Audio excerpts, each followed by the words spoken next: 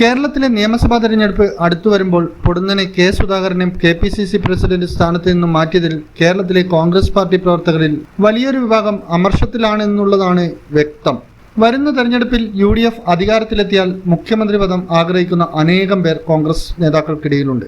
അവരുടെ സ്വന്തം താല്പര്യമാണ് കെ സുധാകരനെ നീക്കിയതിന് പിന്നിൽ എന്ന് വ്യക്തം. ഇന്ന് കേരളത്തിൽ പിണറായി വിജയനെതിരെ കൈചൂണ്ടി സംസാരിക്കാനും കോൺഗ്രസ് പ്രവർത്തകരിൽ ആവേശം വിടർത്താനും സുധാകരനല്ലാതെ മറ്റൊരു കോൺഗ്രസ് നേതാവ് ഇല്ലെന്നതാണ് സത്യം.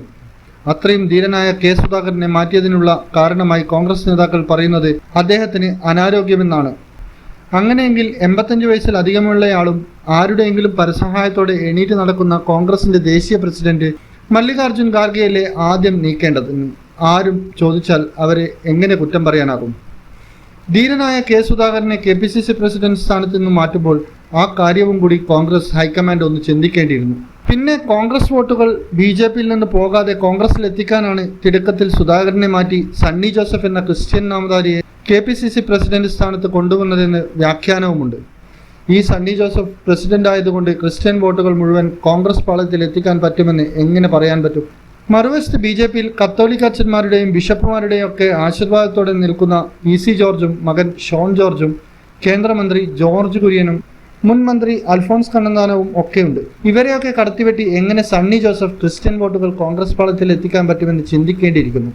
എന്തായാലും KPCC പ്രസിഡന്റ് സ്ഥാനത്ത് നിന്ന് പുറത്തായ കെ സുധാകരൻ ഇനി അടങ്ങിയിരിക്കുമെന്ന് തോന്നുന്നില്ല.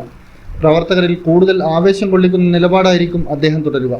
സുധാകരൻ എന്നാൽ പ്രവർത്തകർക്ക് ആവേശമാണ്.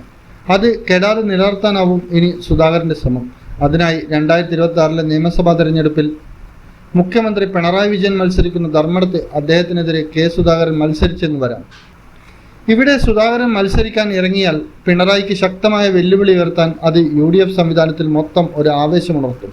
പുറമെ നിന്ന് നോക്കിയാൽ CPMന് ഏറ്റവും മുൻതൂക്കമുള്ള മണ്ഡലമാണ് ധർമ്മടം. എന്നാൽ പോലും പിണറായിയെ ഇഷ്ടപ്പെടാത്ത ഒരുപാട് സഖാക്കൾ ഈ മണ്ഡലത്തിൽ ഉണ്ടെന്നതാണ് സത്യം. പണ്ടൊരിക്കലും തോൽക്കിൽ നിന്ന് മേനി നടിച്ചു നടന്ന PK കുഞ്ഞാലിക്കുട്ടിയെ അപ്രതീക്ഷിതമായി ഇറങ്ങിയ KT ജലീൽ കുറ്റിപ്പുറത്ത് തോൽപ്പിച്ച ചരിത്രവും നമ്മുടെ മുൻപിലുണ്ട്. അങ്ങനെയൊന്ന് സംഭവിച്ചാൽ കെ സുധാകരൻ കോൺഗ്രസ് പ്രവർത്തകരുടെ വലിയ ആവേശമായി മാറും.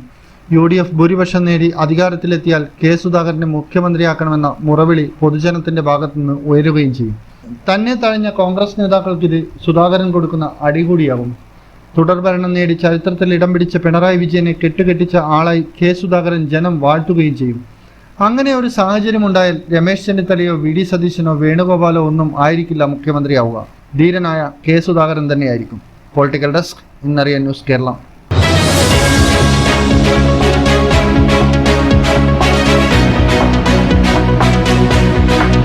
വിവാഹ പർച്ചേസുകൾക്ക് കുറഞ്ഞ പണിക്കൂലിയിൽ സ്വർണം മുൻകൂട്ടി ബുക്ക് ചെയ്യാൻ അഡ്വാൻസ് ബുക്കിംഗ് സ്കീം. പണിക്കൂലിയിൽ 50% വരെ ഡിസ്കൗണ്ട് നേടാൻ മൈ ഗോൾഡ് സേവിംഗ് സ്കീം. പണിക്കൂലി ഒന്നുമില്ലാതെ സ്വർണ്ണാഭരണം സ്വന്തമാക്കാൻ ഗോൾഡൻ ബഡ് സ്കീം. എന്നും വിശ്വസ്തയോടെ സ്വർണം സ്വന്തമാക്കാൻ ആരാധന jewellery, Bangalore and city centre, Kannur, ഫാഹേൽ and Maliya, Kuwait.